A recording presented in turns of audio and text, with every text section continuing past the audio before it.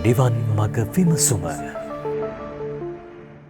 සමන්ත චක්කවාලේසු අත්‍රා ගච්ඡන්තු දේවතා සද්දම්මං මුනි රාජස් සුනන්තු සග්ග මොක්ඛදං ධම්ම ශ්‍රවණ කාලෝ අයං භදංතා ධම්ම ශ්‍රවණ කාලෝ අයං භදංතා ධම්ම ශ්‍රවණ කාලෝ අයං භදංතා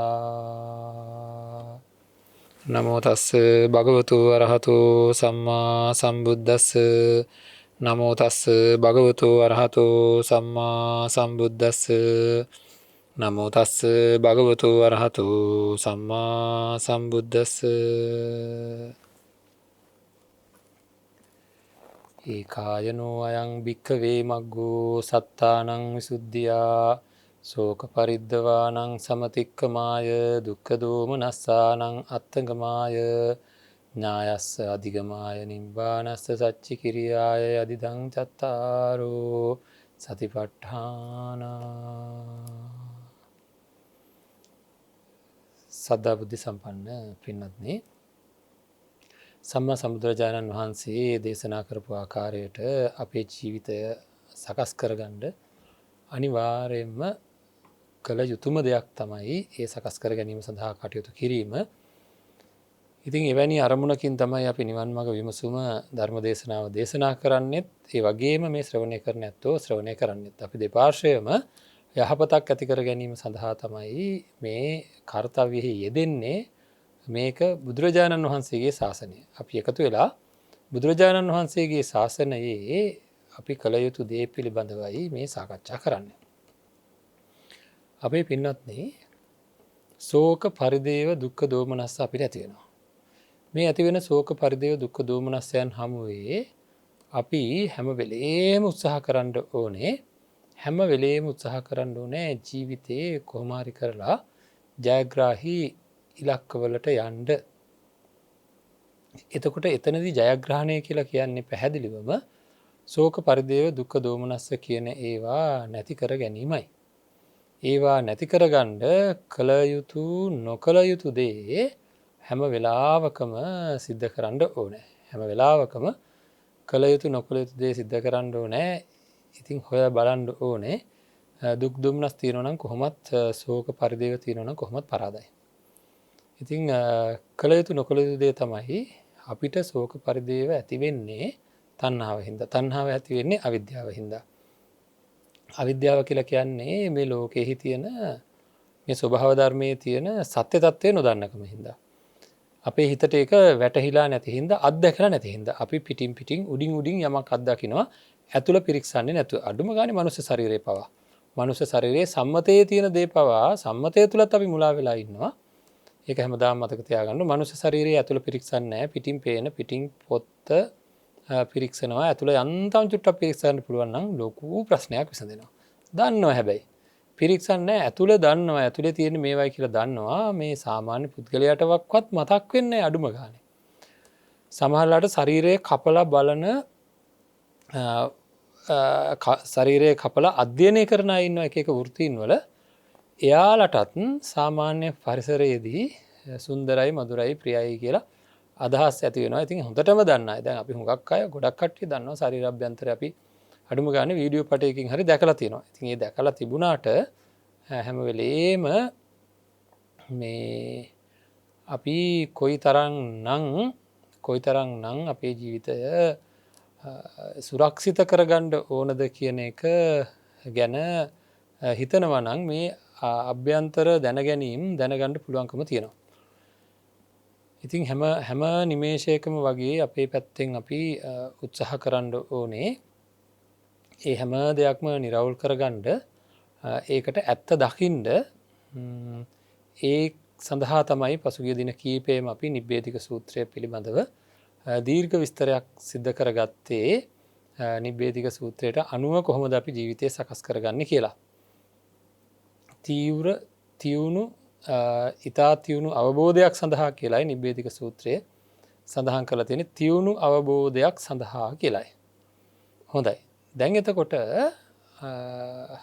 දැන් අද දවසේ අපි සිහිය පිහිටුවා ගැනීම ගැන සාකච්ඡා කරනවා. හරි.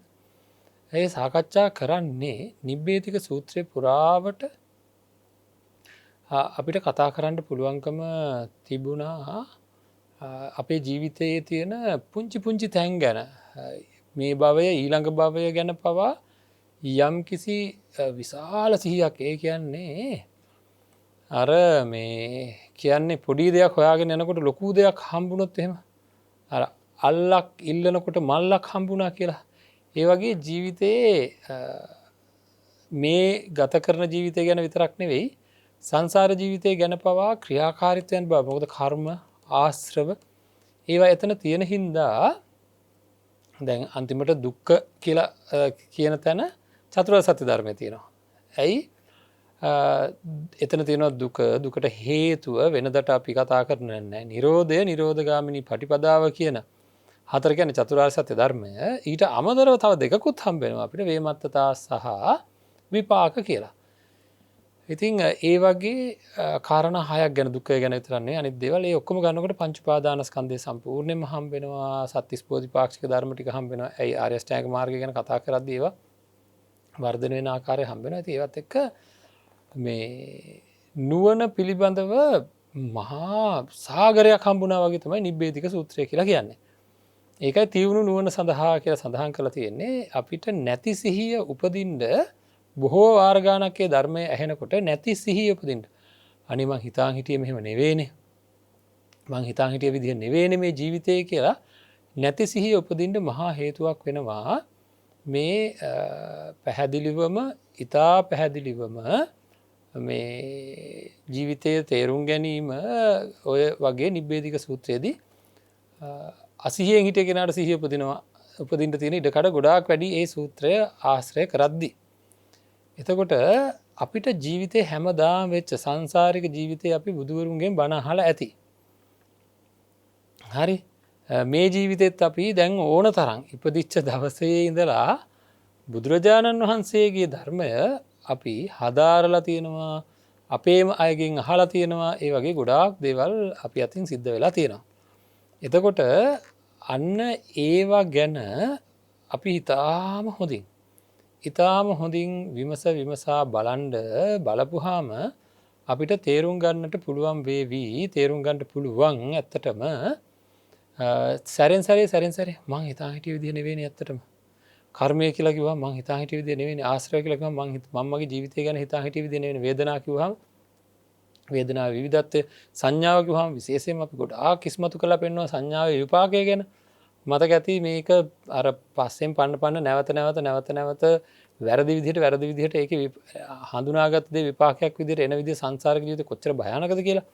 ඒතර සසර බය සමහර වෙලාවට දැනෙනවා, සැබෑ ස්වභාවය දැනෙනවා, මං වරද්දගෙන හිටියේ කියලා දැනෙනවා. මේ වගේ ගොඩාක් දේවල් නිබ්බේධික සූත්‍රයේදී අපිට දැනෙනවා. ඒ වගේ අපි බණ අහන හුඟක් වෙලාවල අඩුම ගානේ සසර භයානකයි කියන එක පවා යන්තම් දැනීමක් ඇති වෙනවා නම් ඒකත් සිහිය උපදීමක්.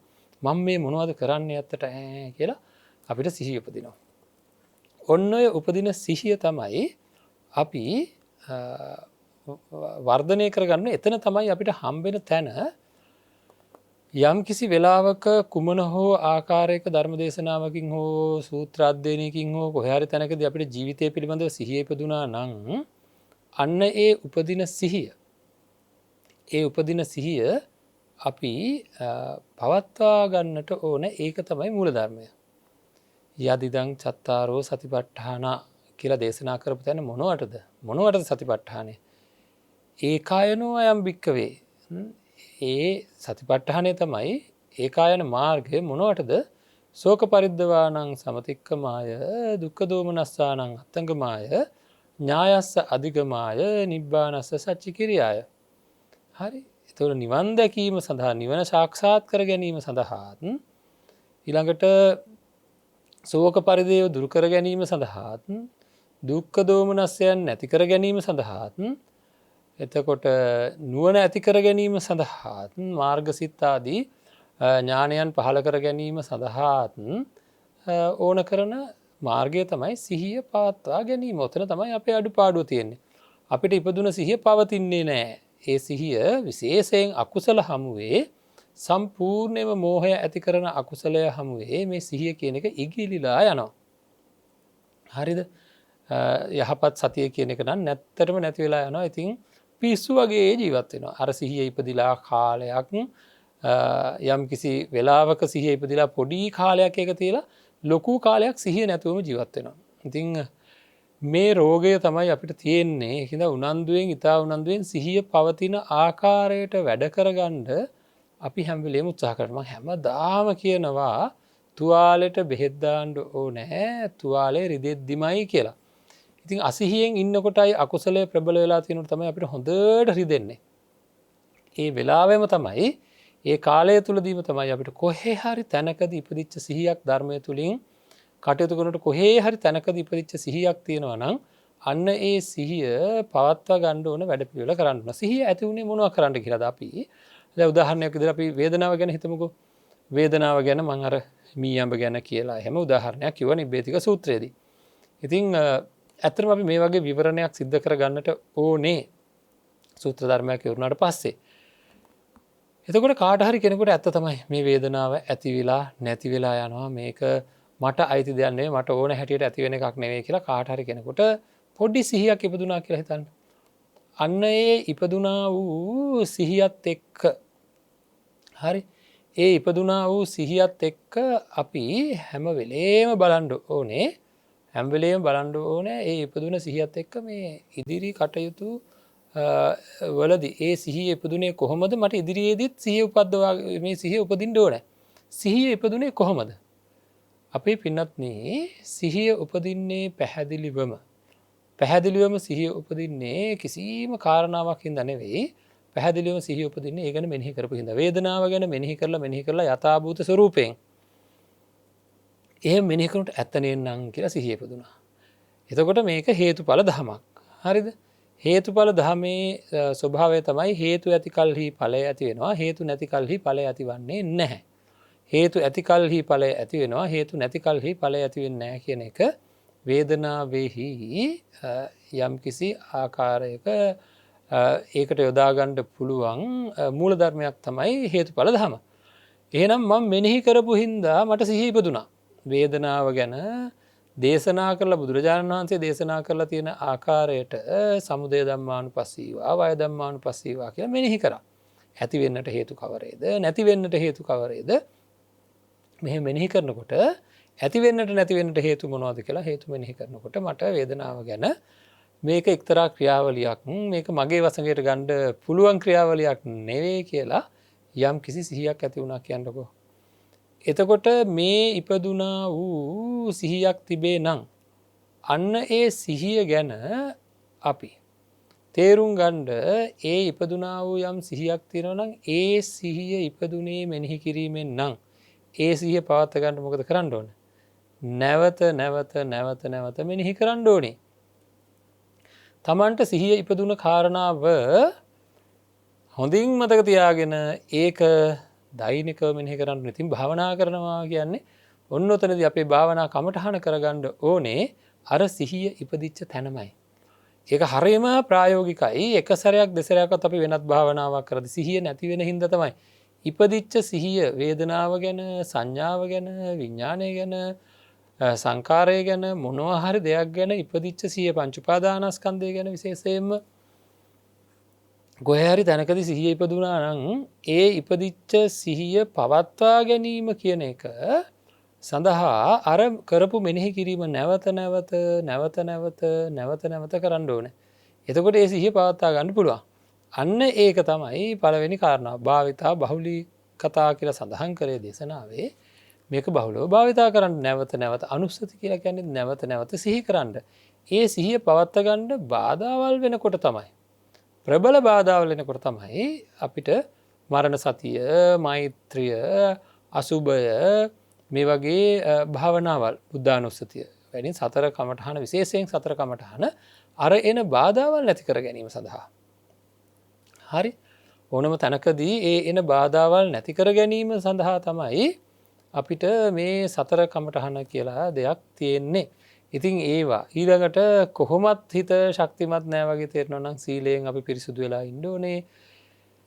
මේ එන ගමනට මාර්ගයක් තියෙනවා පින්නත්නි. ඔය සිහිය පවත්වා ගැනීම කියන එක ස්ථීර වෙන්නේ යම් කිසි වෙලාවක නාමරූප පිළිබඳව නාමරූපවල යථාභූත ස්වරූපය අනුව සිහිය පැවතුනා නම් අඩුම ඒ කියන්නේ නාමරූප පරිච්ඡේදය පිළිබඳව සිහිය පවතින ගානට ආපුහාමයි පටිසම්භිදාව මේ අනිකුත් සූත්‍ර ධර්ම ඒවාට අනුව සංසන්දනාත්මකව සහ අවබෝධයෙන් බලපුහාම මොකක්ද ඥානය කියන්නේ කියලා අන්න එතනදි තමයි ලෝකෝත්තර මට්ටමට යන්න පෙර උපදින ඥානයක් මොකක් හරි තියෙන එක අනිවාර්යෙන් පිරිහෙන්න පුළුවන් කියන එක අපි දැනගන්න ඕනේ.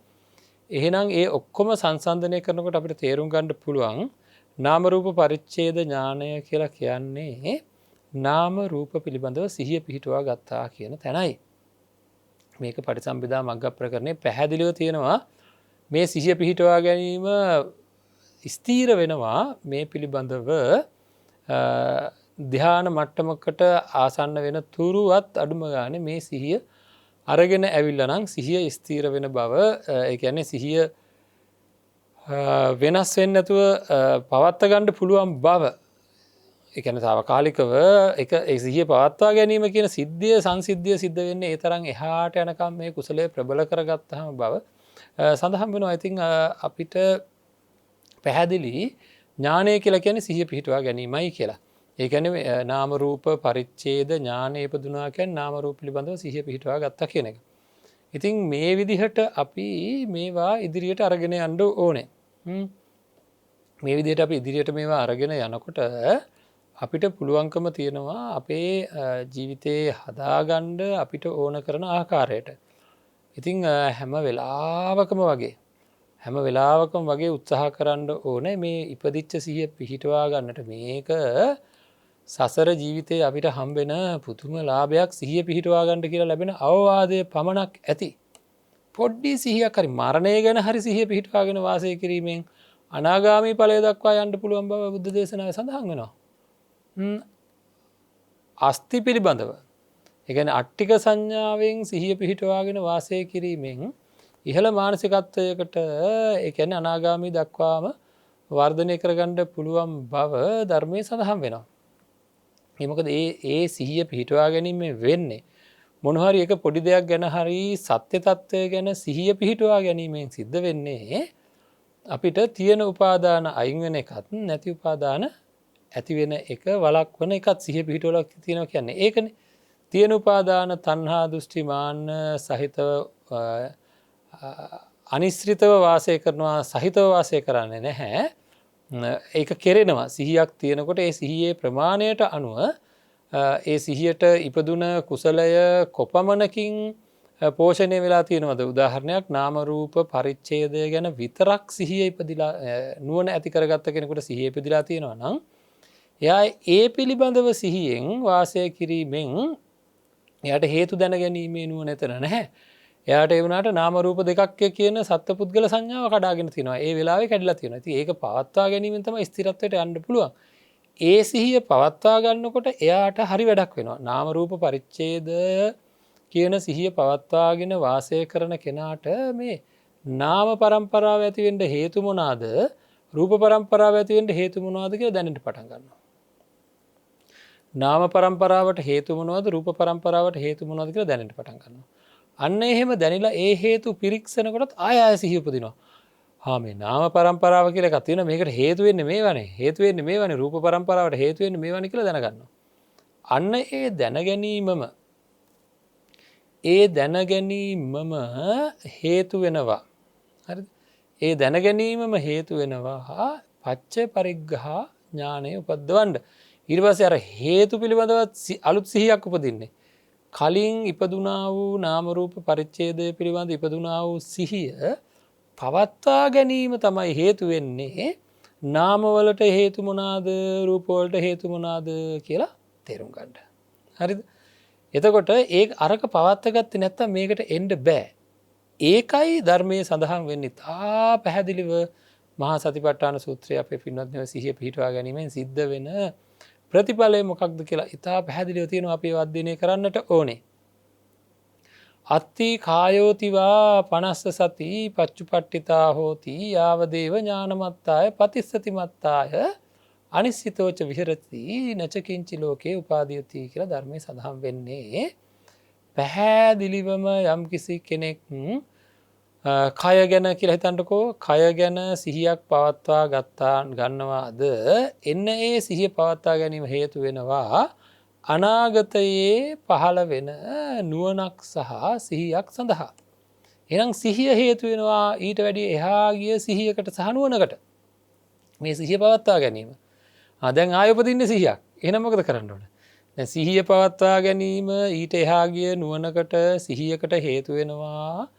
ඊළඟට ඒ සිහිය පවත්වා ගත්තොත් ඊට වැඩි එහා ගිය නුවණකට සිහියකට හේතු වෙනවා. ඒක පවත්වා ගත්තොත් ඊට වැඩිය බලන්න අරගෙන විදර්ශනා ඥාන ටිකේ ওই ලක්ෂණ නැද්ද කියලා. ඒ කියන්නේ අපි කියනවා නාම රූප දෙකක් විදිහට යම්කිසි කෙනෙක් අධ්‍යයනය කරමින් ඉන්නවා කියන්නේ සිහිය පවත්වාගෙන ඉන්නවා. එයා ඒ දෙක අත්දකිමින් ඉන්නවා. එහෙම ඉන්නකොට නේද නාම වලට හේතුව දැනෙන්නේ. එයාට රූප වලට හේතුව දැනෙන්නේ. එතකොට නාම රූප දෙක කියන එක ගැන හේතු දැනෙන්නේ අන්න එතකොටයි. එතකොට ඒක එක පැත්තක්. එක පැත්තක් එක ඊළඟට නාම රූප දෙක දැනෙනකොට මෙන්න මේ විදිහට තමයි මේ නාම පරම්පරාව මේ ඒ කියන්නේ චිත්ත පරම්පරාව මේ විදිහට තමයි රූප පරම්පරාව කියලා ඒ ගැන සිහිය යට උපදිනවා. මං හිතපු විදිහ නෙවෙයි කියලා සිහියක් උපදිනවා. සමහර විට ඒ සිහිය උපදිනකොට හොඳටම අනාත්ම ලක්ෂණ තේරෙන්න පටන් ගන්නවා. මේක මේ තිබ්බොත් වෙනවා නැත්තම් වෙන්නේ නැහැ කියලා. ඇත්තටමත් එහෙම වෙනවා. ඒකත් එයාට සිහියක් වෙනවා. ඒකත් එයාට ලොකු සිහියක් වෙනවා. එයා එතකොට ඒ සිහියත් පවත්වා ගන්න ඕනේ. ඉතින් එහෙම පවත්වා ගන්නකොට තමයි බලන්න ඊළඟට තියෙන සම්මස්තන ඥානය කියලා කියන්නේ බොහෝ පරාසයක් එකට කැටිකොට තේරෙනවා එයාට මේ ලෝක ධාතුව තුල තියෙන සියලු දේම රූප පරම්පරාවක් එතන තියෙන නාම පරම්පරාවල් ඒවා එකක් පිටිපස්සේ හේතු වෙවි ප්‍රත්‍ය වෙවි අනේවා කියලා. හරිද? එතකොට අන්න එහෙම අපි මේ සිහිය පවත්වා ගැනීම කියන එක කරගෙන යන්න ඕනේ කියන එක දැන් තේරෙන්න ඕනේ. නිබ්බේධික සූත්‍රයේදී දැනගත්ත අපි බණ අහනකොට නැත්නම් ඒවා නැවත අහනකොට ඒ ගැන සාකච්ඡා කරනකොට යම් තැනකදී අපිට සිහිය උපන්නා නම් සිහිය ඉපදුනා නම් ඒ තැන්වලට අදාළව ඒ සිහිය පවත්වා ගැනීමෙන් ඊටාම පැහැදිලිව පුළුවන්කම තියෙනවා. ඒවට අදාළව සිහිය පවත්වා ගැනීමෙන් ඊටාම පැහැදිලිව පුළුවන්කම තියෙනවා තමන්ගේ ජීවිතය නිවැරදි කර ගැනීමේ වැඩපිළිවෙලකට එන්න. ඒක තමයි අපිට ඕන කරන දේ. හරිද? ඒක තමයි අපිට ඕන කරන දේ. එතකොට එන්න දවසින් දවස ඉදිරියට එන්න පුළුවන්කම තියෙනවා. මොකද එක සිහියක් ඊළඟ සිහියට හේතු වෙනවා. ඒක ඊට එහා ගිය සිහියකට හේතු වෙනවා. ඒක පවත්වා ගැනීම හැබැයි එක සිහියක් පවත්වා ගැනීම ඊට එහා ගිය සිහියකට ඒ කියන්නේ නාම රූප පරිච්ඡේදය තියාගත්තොත් තමයි පින්නත්නේ නාම රූප පිළිබඳ හේතු දන්නා වූ නුවණකට එන්න පුළුවන්කම තියෙන සිහියකට එන්න පුළුවන්කම තියෙන්නේ. ඒ සිහිය නුවණ ආවට පස්සේ තමයි ඒක පවත්වා ගත්තොත් තමයි සම්මස්තන ඥානය කියලා කියන දීර්ඝ වශයෙන් මේ විශාල පරාසයක් එක පිටකට දැනෙන ස්වභාවයට අපේ මානසිකාරය ගන්නට හැකියාවක් තියෙන්නේ. ඒකත් පවත්වා ගත්තොත් තමයි අන්න තරුණ උද්‍යව්‍ය ඥානය මේ නාම රූපයන්හි ඇතිවීම නැතිවීම කියන එක අත්දැක ගන්න පුළුවන් වෙන්නේ අන්න එතකොට. ඒක පවත්වා ගැනීමෙන් තමයි බලව උද්‍යව්‍ය ඥානයට එන්නේ. ඒ කියන්නේ තදින්ම ඇතිවීම නැතිවීම නාම රූපයන්ගේ ඇතිවීම නැතිවීම තමන්ගේ මනසට ගෝචර වෙන විදිහට සිහිය පිහිටවා ගන්න පුළුවන් වෙන්නේ. ඒ සිහිය පවත්වා ගත්තොත් තමයි එහෙම නැත්නම් එතනින් එහාට යන්නේ නැහැ. ඒ සිහිය පවත්වා ගත්තොත් තමයි බංගානුපස්සනාව කියන තැනට ඒ කියන්නේ මේක නැති වෙලාම යනවා කියන එක සංස්කාරය ඉපදින සංස්කාරය නැති වෙනවා කියන එකට වැඩි අවධානයක් යොමු වෙන්නේ. ඒ සිහිය ඒ විදිහට පවත්වා ගත්තොත් තමයි එතනින් එහාට නිබ්බිදාව ආදීනවානුපස්සනාව මුංචිත කම්මිතා ආදී ඥානයන් මේකෙන් අත මිදෙන්නම ඕනේ කියන සිහිය උපදින්නේ මේ පංච උපාදානස්කන්ධයෙන් අත මිදීමමයි කියන සිහිය උපදින්නේ ඔන්න ඔතනදී. හරි? එතකොට මේ හැම දෙයක් ගැනම අපි ඊ타ත්ම ඒ කියන්නේ ගොඩාක් සංවේදීව බලන්න එකක් පවත්වා ගත්තොත් ඊළඟ එකක් පවත්වා ගත්තොත් ඊළඟට එතකොට මුංචිතු කම්මිතා ඥානය කියන්නේ අතමිදෙන්නම ඕන කියන එකනේ. හරිද? එතකොට ආදීනව ඊට කලින් ආදීනව ඒක දැකලා තියෙන්න ඕනේ. ඊට කලින් කලකිරීම ඇති වෙලා තියෙන්න ඕනේ. ඊට කලින් බංගානුපස්සනාව තියෙන්න ඕනේ. මේවා ඔක්කොම එකට එකතු වෙලා සංස්කාරය පිළිබඳ බය, ඒකින්ද ඇති වෙන කලකිරීම, ඒකත් එක්ක ඇති වෙන ආදීනව. හරිද? ඉතින් මෙහෙම ගිහිලා එහෙම වුණාට පස්සේ තමයි සංකාරූපේක්ෂා ඥානය උපදින්නේ, අනාත්ම ලක්ෂණය ප්‍රකට වීමෙන්. ඊට පස්සේ අනුලෝම ඥානය උපදින්නේ. කියන්නේ ඒ ඥානය තුල ඉන්නකොට තමයි කොයි හරි වෙලාවක ලෝකෝත්තර ඥානයන් උපදින්නේ. දැන් අනුලෝම ඥානය තුල ඉන්නකොට බලන්න, ඒ කියන්නේ ඒක පිළිබඳව සිහිය පවත්වා ගන්නකොට ඉන්නකොට තමයි කෙනෙකුට සංකාරූපේක්ෂා ඥානයනුත් පස්සේ ඒ ඉපදිච්ච අනිත්‍ය දුක්ඛ අනාත්ම ලක්ෂණයන් පිළිබඳව අනුපස්සන ඇති වෙන උද්‍යව්‍ය ඥාණයෙන් පස්සේ තමයි හරියට කියන්න පුළුවන් වෙන්නේ අපිට. බලන්න ඒවා සඳහන් වෙලා තියෙන හැටි අනිච්චානුපස්සනම් භාවයෙන්තෝ නිච්ච සංඥම් පජහති, අනත්තානුපස්සනම් භාවයෙන්තෝ අත්ථ සංඥම් පජහති, දුක්ඛානුපස්සනම් භාවයෙන්තෝ සුඛ සංඥම් පජහති. මේ විදිහට මේ දැන් එතන ඊට පැහැදිලි මේ නිබ්බිදානුපස්සනම් භාවයෙන්තෝ නන්දිම් පජහති. මේ පංච උපාදානස්කන්ධය පිළිබඳ තණ්හා නිස්සිත සතුටක් තියෙනවා නම් එන්න ඒක දුරු වෙන්නේ නිබ්බිදානුපස්සනාව. නිබ්බිදානුපස්සනාව කියලා කියවහම පැහැදිලිව අර මේ කමඨහනේ තියෙන අපිට උපදින බංගානුපස්සනා, ඒ වගේ නිබ්බිදානුපස්සනාව. ඒ කියන්නේ උද්‍යව්‍ය ඥාණයෙන් පස්සේ එතන තියෙන්නේ පංච උපාදානස්කන්ධය පිළිබඳවයි. පංච උපාදානස්කන්ධය පිළිබඳවයි ඒ අත්දැකීම් ටික ලබන්නේ, ඒ සිහිය උපද්දවා ගන්න. එහෙම යනකොට තමයි අපිට අන්තිමට ගෝත්‍ර භුඥානය කියලා කියන ගෝත්‍රය ඉක්මවා යෑම, ලෝකෝත්තර නැත්නම් ලෝකයේ ඉක්මවා යන නුවණ පහළ වෙන්නේ.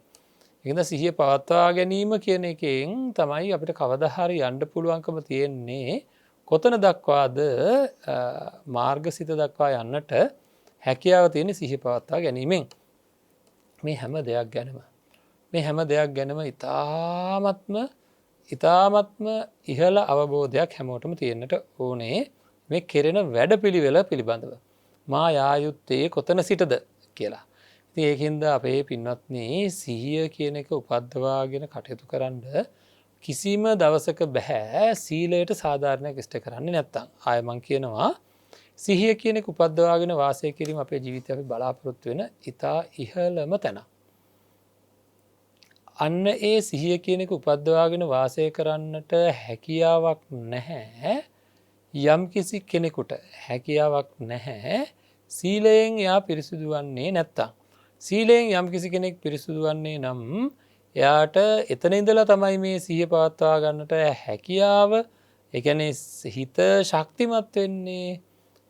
සිහිය, නුවණ, වීරිය, ඉවසීම, අදිෂ්ඨානය වැනි ගුණාංග කෙටියෙන් කියනවා නම් ආර්ය අෂ්ටාංග මාර්ගයම වර්ධනය වීම ආරම්භ වෙනවා. ඇත්තටම ආර්ය අෂ්ටාංග මාර්ගය තුල ඒ ආර්ය අෂ්ටාංග මාර්ගයේ වර්ධනය වීමත් සමග ඒක වර්ධනය වෙන්න හේතු වෙනවා. ඒක ආරම්භ වෙන්න හේතුවක් වෙනවා මේ ඊට පෙර ආතුව මේ රකින්න සීල ආදී ගුණධර්ම. ඒ කියන්නේ සත්‍තිස් බෝධිපාක්ෂික ධර්මයන්ම අපේ තුල වර්ධනය වෙනවා මේ සීලය ආරක්ෂා කරන්න පටන් ගත්ත දවසේ ඉඳලා. හැබැයි නිවැරදි දැක්මක ඉඳලා. ඒක කියන්නේ සම්මාදිට්ඨිය පූර්වාංගම වේ කියලා. සම්මාදිට්ඨිය මූලික වෙලා, ඒ කියන්නේ යහපත් දැක්මකින් යුක්තව ඇයි මං සිල් රකින්නේ කියන යහපත් දැක්මකින් යුක්තවයි අපි සීලය ආරක්ෂා කරන්න ඕනේ. ඒව ගැන තවදුරටත් මෙනෙහි කරන්න. එහෙම මෙනෙහි කරොත් එහෙම අපිට පුළුවන්කම තියෙනවා ජීවිතේ අවශ්‍ය කරන කඩයිමට ලං වෙන්න. ඉතින් ඒවා අපි කොහොම හරි අපේ ජීවිතය නිරවුල් කරගමු. නිරවුල් කරගත්තොත් අපිට කළ හැකි නොහැකි දෙයක් නැහැ. කළ නොහැකි දෙයක් නැහැ. කළ හැකි දෙයක් තියෙනවා නම් ඒ මේ ධර්මය අවබෝධ කර ගැනීම සඳහා කළ හැකි දෙයක් තියෙනවා නම් කරන්නට පුළුවන් සීලාදී ගුණධර්ම වලින් පෝෂණය වුණොත් තමයි. නොකළ හැකි දෙයක් තියෙනවා නම් නොකර ඉන්නට පුළුවන් සීලාදී ගුණධර්ම වලින් පෝෂණය වෙන කෙනාට සිත ශක්තිමත් කරගන්න ඕනේ. ඉතින් එහෙම කරලා සිහිය උපද්දවාගෙන ඒ ඉපදිච්ච සිහිය පවත්වා ගන්න ඕනේ. ඒක අති විශාල කාරණාවක්.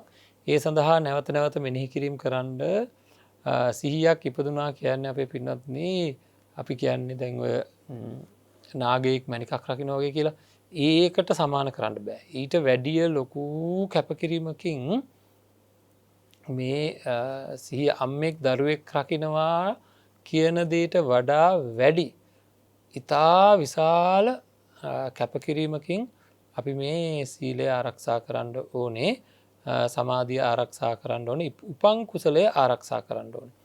ඉතින් ඒවා ගැන තවදුරටත් අපි හිතලා බලලා ගොඩාක් හිතලා බලලා කටයුතු කරන්න ඕනේ අපේ පින්වත්නි. නැත්තම් අපේ ජීවිතය අපිට ඒ කියන්නේ අපේ ලෞකිකත්වය තුළින් ඔබට යන අවබෝධයකට යන්න බෑ. ඒ සාපයෙන් ගැලවෙන්න ඕනේ. මොකද ලෞකිකත්වය තුළ ඉඳගෙන කිසිම තේරුමක් නැති වැඩ ගොඩාක් කරන්න වෙලා තියෙනවා. ඒවා මත්තේම නැහි යන්නට සිද්ධ වෙලා තියෙනවා. ඉතින් ඒවා තමයි අපි හැම වෙලාවකම උත්සාහ කරන්න ඕනේ. ඔන්න ඕවා.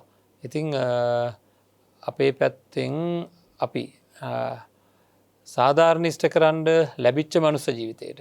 හරිද? ඉතා දුර්ලභවයි බුද්ධෝත්පාද කාලයක පටන් ගැනීම තියෙන ඉතා දුර්ලභව. ඉතින් ඒ දුර්ලභ බුද්ධෝත්පාද කාලයේදී උත්සාහ කරන්න ඕනේ ලැබිලා තියෙන මනුස්ස ජීවිතය. දැන් මේ අපිට මේ ඇහෙන බණ ටික අහිමි වෙච්ච කාලෙක ආය ඒවා හොයන්ට හම්බෙන්නේ නැහැ. ඒවා ආය බුදු කෙනෙක් පහළ වෙනකන් අතුරුදහන් වෙනවා. එහෙම කාලයක් වෙනකන් බලන් ඉන්න වෙනවා. එතකොට දැන් හුඟක් වෙලාවට මෙවැනි ධර්මය ඇහෙන කාලවල හුඟක් අය ත්‍රිසම්භාවවල. එතකොට අහිමි වෙනවා ඒක කොහොමද?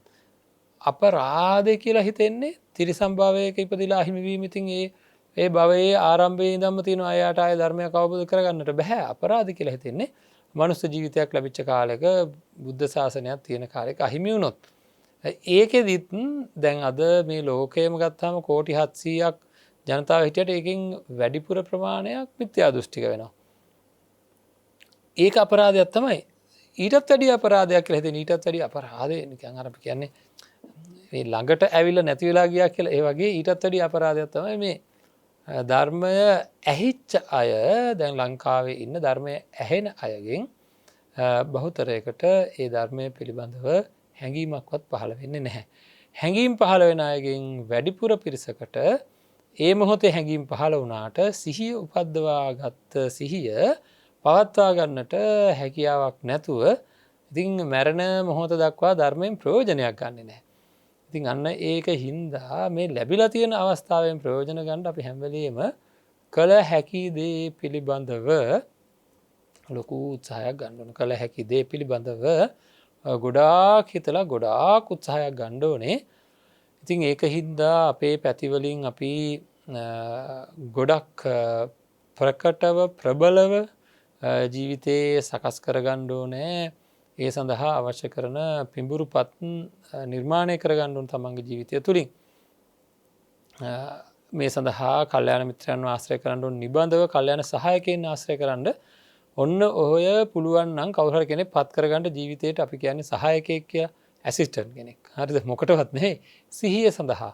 එයාට කියලා තියන්න. ඇත්තට මේක කරන්න පුළුවන් හින්දා කියන්නේ අපි වුණත් අපේ පොඩි සයන්නාන්සලට මතක් කරලා තියෙනවා වෙලාවකට මේ බැරි වෙලාවක්වත් නිකන් සිහිය නැහැ වගේ කටයුතු කරන්න පටන් ගත්තොත් ඇඟිල්ලෙන් ඇනලා මෙන්න මේක මතක් කරවන්න කියලා. එහෙම සත්‍ය වශයෙන් අපි කියලා තියෙනවා. හරිද? එහෙම කියන්නේ හිතේ ස්වභාවය දන්න හින්දා අපි ඉතා පැහැදිලිව ලෝකයට මං හැමදාම කියන්නේ මේ ලෝකේ ජීවත් වෙනකොට පොළොවේ පය ගහලා හිට ගන්න කියලා. අපි අපේ ඇත්ත දැනගන්න ඕන. මම මගේ හිතේ ස්වභාවය දැනගන්න ඕනේ. මෙහෙම මේ බණ කිව්වට හදිස්සියවක්වත් සිහිය නැති වෙන්න පුළුවන්. ඕන තරම් අවස්ථාව තියෙනවා.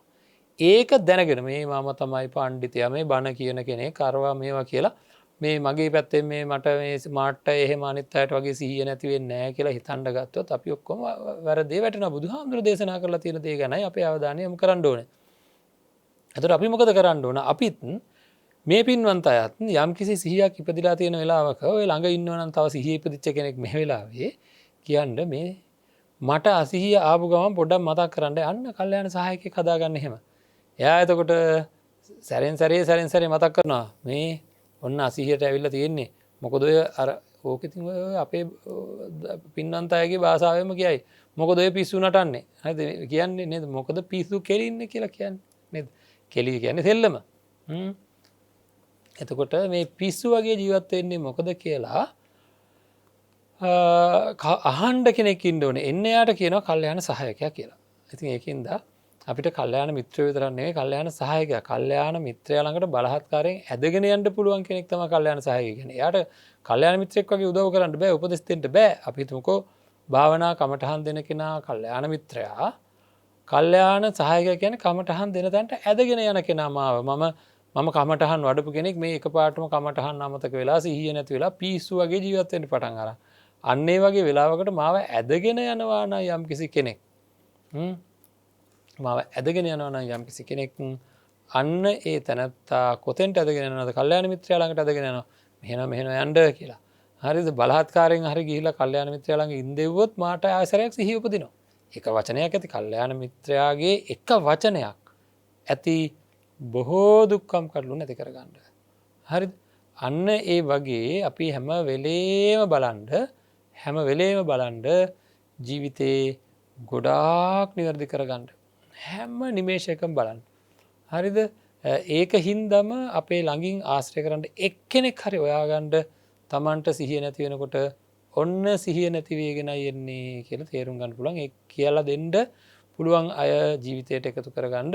වැරද්දක් වෙනකොට විශේෂයෙන් අකුසල් පිරෙන වැරද්දක් වෙනකොට ඒ අකුසලයෙන් අතමුදවා ගන්නටත් අපිට කවුරු හරි කෙනෙක් ඉන්න ඕන. එහෙම ළඟ අය ඉන්නවා නම් සබ්‍රහ්මචාරීන් ඉන්නවා නම් තමන්ගේ ළඟ ඒ ජීවිතයේ වාසනාව කියන එක කොච්චරද කියලා කියන්න බෑ. ලක්ෂ ගණන් කෝටි ගණන් ලොකු මුදල් හම්බුණත් බලය ඕන තරම් හම්බුණත් කල්යාණ මිත්‍ර සම්පත්තිය තරම් ඔය එකක්වත් වටින්නේ නැහැ පින්නත්නේ.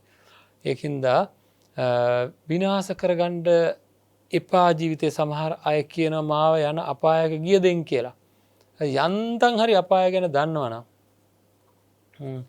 එක්තරා කුසලයක් වර්ධනය කරන්න අවශ්‍ය වෙලා ඒ කුසලය ගැන කතා කරන්න ගිහිල්ලා පෞද්ගලිකව මගේ අතින් එක දවසක් එක් කල්යාණ මිත්‍රයෙක් ඉදිරියේ කියවුණා මේක කරගෙන මට අපාය ගියත් කමක් නැහැ කියලා. හරිද? ඉතින් මේ කල්යාණ මිත්‍රයා මාව පැත්තකට අඬ ගහගෙන ගියා. අඬ ගහගෙන ගිහිල්ලා මට කියනවා පුතේ කියලා කතා කරලා, ඒ කියන්නේ මම මේ චීවරය දරා ගන්නට පෙර ආතුව සිද්ධ වෙච්ච දෙයක් අපි මේ කියන්නේ කතා කරලා කිව්වා මට පොරොන්දුවක් වෙන්න ඕන. මම මොකක්ද පුළුවන් නම් මම පොරොන්දු වෙනවා. නෑ පුළුවන් දෙයක් පොරොන්දුවක් වෙන්නම ඕනේ කියලා මගෙන් පොරොන්දුවක් ගත්ත අපේ පින්නදී මට තාම මතකයි ඒ උණුසුම. ඒ කියන්නේ ඒකට අපි උණුසුම කියලා කිව්වට කමන්නේ ඒ තමයි කල්යාණ මිත්‍ර උණුසුම. මට තාම මතකයි ඒ වෙලාවේ කොච්චර ලෙන්ගතුවද ඒ අවවාදය දුන්නේ කියලා. හරිද? ඒ දුන්න අවවාදය තමයි කවදාකවත් ආය ඔය කටෙන් ඔන්න ඔය වචනේ කියන්න බෑ. මම මොකද්ද? මාව අපායේ ගියත් කමක් නැහැ කියන වචනේ කියන්න එපා. හරිද? මාව අපාය මං ඒකත් එක්කම ටික අපාය ගැන පුතා දන්නවනම් යම් විදිහකින් චුට්ටක් හරි හොයලා බලවනම් ඒ ගැන යන්තම් හරි දැනුණා නම් කවදාකවත් ඔය වචනේ කියවෙන්නේ නැහැ කියලා. හරිද? සසර අපිව වැටෙන්න තියෙන තැනින් ගලවා ගන්නට කල්යාණ මිත්‍ර උණුසුම අපිට ඕනේ. හරිද? ඒක තමයි ලෙන්ගතුකම කියලා කියන්නේ. ඒක තමයි ආදරය කියලා කියන්නේ. ඒක තමයි මෛත්‍රිය කියලා කියන්නේ. ඒක තමයි කෙනෙක් වෙනුවෙන් කැපවීම කියලා කියන්නේ. බඩගිනි කෙනාට කණ්ඩ දෙනවට වැඩිය අනන්ත ගිනි ඇවිලෙන්න තියෙන අවස්ථාවක් තියෙන කෙනෙකුගේ ගිනි නිවා ගන්න දාන එක කොයි තරම්නම් වටිනවද? ඒකයි කියන්නේ කල්යාණ මිත්‍රව ප්‍රාර්ථනා කරන්න හැමදාම යම් පිනක් කරා නම් කල්යාණ මිත්‍රයන්ව ලැබේවා කියන අදහස තියාගන්න හැම වෙලේම ඒක අපේ ජීවිතයට මහා පුදුම හේවණල්ලක් මහා පුදුම රැකවරණයක් අපේ පින්වත්නි. තමන්ගේ ළඟින් කල්යාණ මිත්‍රයෙක් ඉන්නවා බලෙන් හරි ඉන්න කිසිම විදිහකින් එළෙව්වත් යන්න එපා. හරිද? එළෙව්වත් යන්න එපා. පේනමානේ හරි ඉන්න. එහි තියෙන වටිනාකම දන්නේ කොච්චර වෙනස් වෙනවද චිත්තසංතාන පැහැදිලි කල්යාණ මිත්‍රයෙක් නම් ළඟ ඉන්නේ. ඒකින්ද අපි අපේ ජීවිත නිවැරදි කර ගමු ඉතා පැහැදිලි වශයෙන්. හරි? ඒ සඳහා ඕන කරන සියලු පිඹුරුපත් සකස් කරගන්න සිහිය තමයි උපද්දවා ගත්ත සිහිය තමයි පවත්වා ගන්න ඕනේ. සිහිය උපද්දවන්න ඕනේ. උපද්දවාගත්ත සිහිය පවත්ත ගන්න ඕනේ. ඒ සඳහා ඕන වැඩපිළිවෙල සීල සමාධි ප්‍රඥා වශයෙන් අරගෙන යන්න ප්‍රතිපත්ති ශාසනයෙහි යෙදෙන්න ඕනේ. ප්‍රතිපත්ති ශාසනයෙහි යෙදෙන්න ඕනේ. ඒ ප්‍රතිපත්ති ආරක්ෂා කරේ නැත්නම් ඉදිරියට යන්නට කිසිම විදිහකින් පුළුවන් කමක් නැහැ. සසරම දෝෂය තමයි ඔන්න ඔය කියන සිහිය පිහිටවා ගන්න බැරි එක. සිහිය පිහිටවා ගත්තද ඉතිරි ටික කරනවා නෙවෙයි කෙරෙනවා. අකුසලයේ ප්‍රබලත්වය පිළිබඳව සිහියක් ඉපදිච්ච කෙනෙකුට ඉතිරි ටික කෙරෙනවා. සිහිය නැති වුණොත් කෙරෙන්නේ නැහැ. ඒක බුද්ධ ශාසනයේ තියෙන දේ ආය මම මතක් කරනවා. අර සමීකරණයක් වගේ තියෙන දේ අත්තිකායෝතිවා පනස්සති පච්චුපට්ඨිතා හෝති යාව දේව ඥානමත්තය පතිස්සති මත්තය කියන තැනම තියෙනවනේ. අපිට ඕන කරන්නේ එක සිහියක ඉඳයි ඒ සිහිය හේතු වෙනවා ඊළඟ සිහියට. ඒ සිහියේ ඉන්නවා ඊට පස්සේ ඒ සිහිය හේතු වෙනවා ඊළඟ සිහියට. ඒකින්ද මේක චක්‍රය වගේ කරකවා ගන්නයි ඕනේ. තමන්ගේ තුලින් උපදවා ගන්නටයි ඕනේ.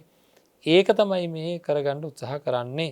ඉතින් කරන්න ඕනේ නිබ්බේතික සූත්‍රයේ හරියට ශ්‍රවණය කළා නම් පැය 7ක් අපි නිබ්බේතික සූත්‍රය දේශනා කරන වෙලාවේ නැත්නම් දැන් පැය පාය ඛණ්ඩනය කරගෙන මේ නිවන් මඟ විමසුමේ දේශනා කරන වෙලාවේ නැත්නම් ඒ සූත්‍රයන් පිළිබඳ පොතක් බලන වෙලාවක හෝ යම් කිසි ආකාරයකින් සිහියක් ඉපදුනා නම් ඒ ඉපදිච්ච සිහිය පවත්වා ගන්නට දැඩි උත්සාහයක් ගන්න. ඒක තමයි සසර අපිට ලැබිච්ච උපරිම අවස්ථාවක් තමයි ඒ. උපරිම අවස්ථාවක් තමයි ඒ. ඒ අවස්ථාව ගිලිහෙන්න තියන්න එපා. කොහොමත්ම ගිලිහෙන්න තියන්න එපා.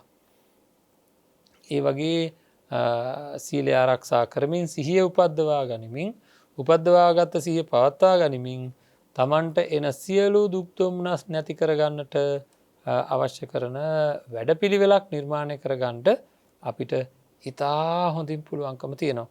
ඉතින් එහෙම අවස්ථාවේදී මේක ගිලිහෙයි. ඒක හින්දා සබ්‍රහ්මචාරීන් වහන්සේලාගේ තියෙන ඒ වටිනාකම මෙච්චරයි මෙපමණයි කියලා කියන්න බෑ. කියන්න පුළුවන් කමක් නැහැ. ඉතින් ඒකින්ද මේ කොහොම හරි මේ සූත්‍ර දේශනාවට අනුව නචකින්චි ලෝකේ උපාදීයති අනිසිතෝච විහෙරති කියලා තියෙන්නේ. තණ්හා දෘෂ්ටි මාන්නයන්ගෙන් නිස්ත්‍රිතව වාසය කරන්නේ නැහැ. ලොවේහි කිසිවක් උපාදානය වෙන්නේ නැහැ. සිහිය පවත්වාගෙන ඉන්නකොට ඒ සිහියට අදාළ කිසි දෙයක් උපාදානයට එන්නේ නැහැ. තියෙන උපාදාන ගැනත් තණ්හා දෘෂ්ටි මාන්න අඩු වෙනවා. එතකොට ඒවා අඩු වෙලා යනවා. ඒ තියෙන පීඩිත తত্ত্বය, රිදෙන తত্ত্বය, පිච්චෙන දැවෙන වගේ සංඥා උපදින తত্ত্বය නිවාරණය කරගන්න සුවදායකව ඊතා සුවදායකව වාසය කරන්නට මේ ලෝකයේ තියෙන ලොකුම අවස්ථාව තමයි ඔන්න ඔය කියන වැඩපිළිවෙල. ඉතින් මේවා අපි තව දුරට ඊතා සාධාරණව තමන්ගේ පැත්තෙන් හිතලා බලලා සාධාරණ තීරණ ගන්න. මොකද මේ කර ඉන්න දේවල් එකම දෙයි මේ කර ඉන්නේ.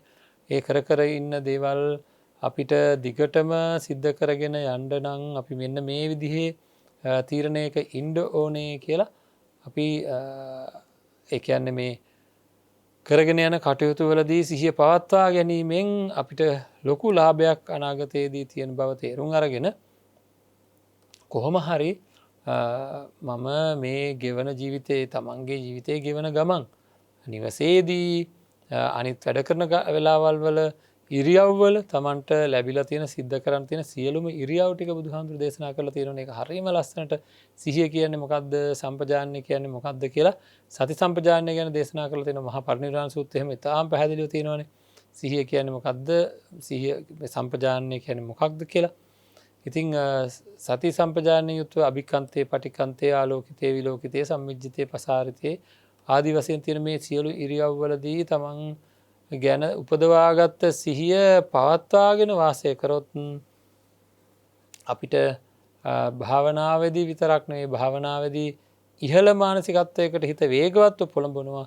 ඒක ආරක්ෂා කරගන්නේ ඒකට ගෝචර වෙන විදිහට ඉරියව් පැවැත්වීමෙන්. ඒකට ගෝචර වෙන විදිහට කියලා කියන්නේ හැම වෙලේම අපි මෛත්‍රිය වඩනවා නම් අපේ ඉරියව්වලදී ඒ කියන්නේ අපි ක්‍රියා කරද්දී කතා කරද්දී මෛත්‍රියෙන් යුක්තවම කටයුතු කරනවා. අසුබය වඩන කාලෙදී මනුස්ස ශරීර පිළිබඳව අසුබ හැඟීම නිබඳව සාමාන්‍ය ජීවිතයේදී තියාගන්න ඕන. සාමාන්‍ය ජීවිතයේදී මේ මොනවද කිසිම ආකාරයක අසුබ හැඟීමක් නැතුව මේ අන්තිමට මේ භාවනාවේදී විතරක් ඇවිල්ලා අසුබය වඩන්න ගියාට මේක වර්ධනය කරගන්න අමාරුයි. ඉතිං කමටහනට ගෝචර වෙන්න ඕන එකට කියනවා ගෝචර සම්පජානනය කියලා.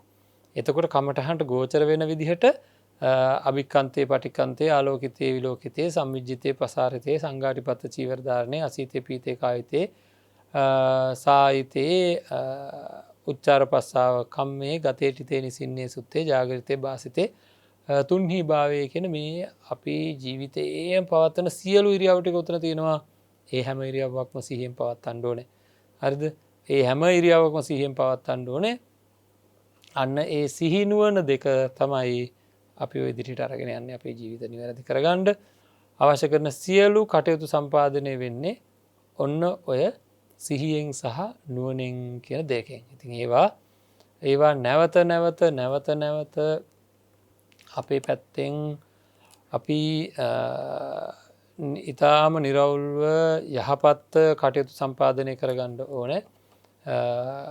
ඒ කියන්නේ අනිත් ඔක්කොම වැඩ කරන ගමන් භාවනාවෙන්ම ජීවත් වෙන්න කියලා කියනව නෙවෙයි සියලු වැඩ තමන්ගේ ලෞකික ජීවිතයේ සියලු වැඩ කරන ගමන් මේ සිහිය පවත්වා ගන්න පුරුදු වෙන්න ඕනේ. ඒක නිකන් කනකොට කනවා බොනකොට බොනවා නානකොට නානවා අදිනකොට අදිනවා කියන සිහියම නන් නෙවෙයි.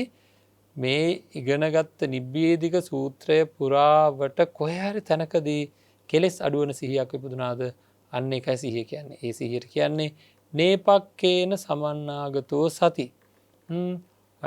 නුවණ පිළිබඳව නුවණින් සමන්නාගත වෙච්ච සිහියටයි සති කියලා කියන්නේ.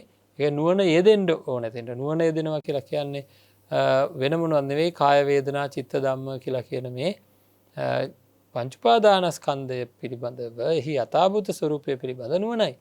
ඉතින් අන්න ඒ විදිහට සිහිය පවත්වා ගන්න කටයුතු කරන්න ඕනේ. එහෙම කරොත් වරදින්නේ නැහැ. වරදින්න තැනක් නැහැ. අවසාන වශයෙන් මම කියන්නේ මේ මහා සතිපට්ඨාන සූත්‍ර දේශනාව අවසානයේ සඳහන් කරලා තියෙනවානේ. සිහිය පිහිටුවාගෙන වාසය කරොත් අවුරුදු 7ක් අනිවාර්යයෙන්ම අනාගාමී ඵලය දක්වා යන්න පුළුවන් ඊට එහා. අවමය අනාගාමී. එතකොට සති අවුරුදු 7ක් පැත්තක තිබ්බා වේ වසර 6ක් ඒත් පුළුවන් වසර 5ක් ඒත් පුළුවන් කෙනෙකුට වසර 4කදී වෙන්නත් පුළුවන් මේ විදිහට අඩු වෙලා තවත් කෙනෙකුට දින 14ක් ඇතුළත වුණත් මේ මාර්ගඵල ලැබීම සිද්ධ විය හැකි බව සිහිය උපදවාගෙන වාසය කිරීමෙන් හැකි බව සම්මා සම්බුදුරජාණන් වහන්සේ දේශනා කළා. තමන්ගෙන් අහලා බලන්න මම සිහිය උපදවාගෙන අඩුම ගානේ දින 14ක් තියා පැයක්වත් පැය භාගයක්වත් ජීවත් වෙලා තියෙනවද කියලා. එහෙම කරලා නැත්තම් පැහැදිලිවම නිවන් දකින්න නම් පුළුවන් කමක් නැත්තේ නෑ. ඉතින් එහෙම සිහිය උපදවාගෙන ඉගෙනගත්ත ධර්ම කරුණු ගැන මේ ජීවිතය සාර්ථක කරගෙන සසර සුවපත් කරගෙන සියලු දුක් ගයන්කොට උතුම් නිවනින් සැනසෙන්නට මේ ධර්ම ශ්‍රවණයේ ආනිසංසය හැම දිනාටම හේතු වේවා කියලා අපි ප්‍රාර්ථනා කරනවා. ඉතින් අදත් නිවසට මේ ධර්ම දේශනාව අරගෙන එන්නට උදව් උපකාර කරපු අවශ්‍ය කරන සියලු පහසුකම් සපයා දුන්න ජයමග රූපවාහිනී කාර්ය මණ්ඩලයට අපි බොහෝ පුණ්‍ය අනුමෝදනා කරමු. කායික මානසික යම් කිසි හෝ පීඩාවක් තියෙනවා නම් ඒ සියලු දේ දුරු වන්නට හේතු වේවා. අවසානයේදී උතුම් නිවනින් සැනසෙන්නටම උතුම් අවබෝධය සඳහා මේ පින් හේතු වේවා කියලා ප්‍රාර්ථනා කරමු. ඊට නොදැවනි වෙන ආකාරයට කැපකිරීම් සිද්ධ කරන්නේ තමන්ගේ බාහුවලය යොදලා හරියම්බ කරගත ධනයෙන් කල්යාණ මිත්‍ර දායකත්වය ලබා ගන්න මේ පින්වන්ත පිරිස ඊට නොදෙවිනි කැපකිරීමක් සිද්ධ කරන. ඉතින් ඒ අය වෙනුවෙන් අපි ප්‍රාර්ථනා කරමු සිත කය වචනය සංවර කරගන්න වාරයක් ගානේ මේ බණ ඇහිලා ඒ අතන්ට මේ පින් අනුමෝදන් වේවා සසර වසන තාක්කල් කල්යාණ මිත්‍ර සම්පත්තියම ලැබේවා කියලා අපි ප්‍රාර්ථනා කරමු.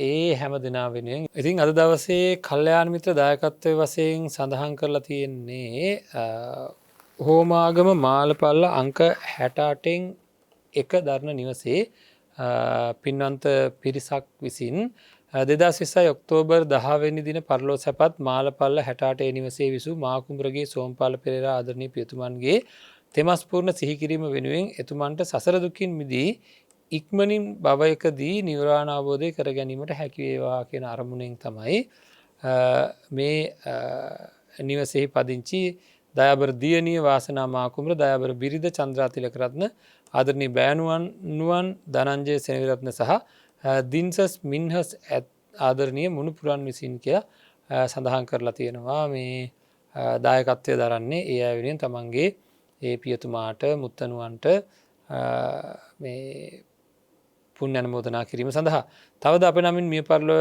යන්නට යෙදුන සියලුම මියගේ ඥාතින්ට මෙම ධර්ම දේශනාවෙහි පුණ්‍ය අනුමෝදනා සිද්ධ වේවා. ලක්වැසි ලොවැසි සියලු දෙනාට උතුම් ධර්මාවබෝධය සඳහාම හේතු වේවා කියන අරමුණෙන් තමයි මේ පිරිස මේ ධර්ම දානමය පුණ්‍ය කර්ම සිද්ධ කරන්න. ඉතින් අපි ප්‍රාර්ථනා කරමු සෝමපාල පෙරේරා මහතා ඇතුළු මිය පරලොව යන්නට යෙදුන සියලුම ඥාතීන්ට මේ පින් අනුමෝදන් වේවා. මේ දියණිය ඒ පුතණුවන් ඇතුළු සියලුම දෙනා සුජීවත්ව වාසය කරන සියලු දෙනාට මේ පින් අනුමෝදන් වේවා. ඉතින් ඒ අයට නිදුක් නිරෝගී චිරජීවනය ලැබේවා. අවසාන වශයෙන් උතුම් නිවනින් සැනසෙන්නට හේතු වේවා කියලා ප්‍රාර්ථනා කරමු. මේ ජීවිතය සාර්ථක කරගෙන සසර සුවපත් කරගෙන උතුම් නිවනින් සැනසෙන්නට හැම දිනාටම මේ සියලු පුණ්‍ය ශක්තියින් හේතු වේවා කියලා ප්‍රාර්ථනා කරනවා. ආකාසට්ටා ච බුම්මට්ටා දේවා නාග මහිද්దికා පුඤ්ඤන්තං අනුමෝදිත්වා චිරං රක්ඛන්තු ශාසනං චිරං රක්ඛන්තු දේශනං චිරං රක්ඛන්තු මං පරන්ති.